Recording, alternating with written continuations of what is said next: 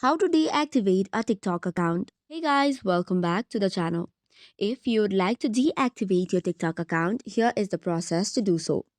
So first and foremost, head over to your TikTok application and launch it. If you have logged in, tap on the profile option which is on the bottom right corner and then tap on the three horizontal lines on the top right corner. After that, you will see three options. From there, tap on settings and privacy.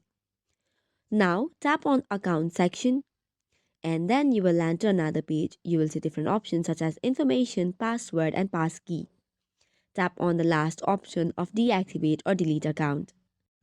Choose the first option, which is deactivate account. Tapping on it, you will see another page. If you deactivate your account, no one will see your account and contents. Information that isn't stored in your account, such as direct messages, will be still visible to other people. And you can reactivate your account and recover all the contents anytime by same login details.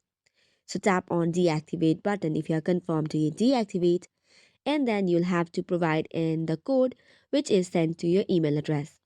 And once that is verified, you are good to go to deactivate your account. That's it for today's video. For more such contents, do not forget to hit the like and subscribe button. Thank you and keep watching.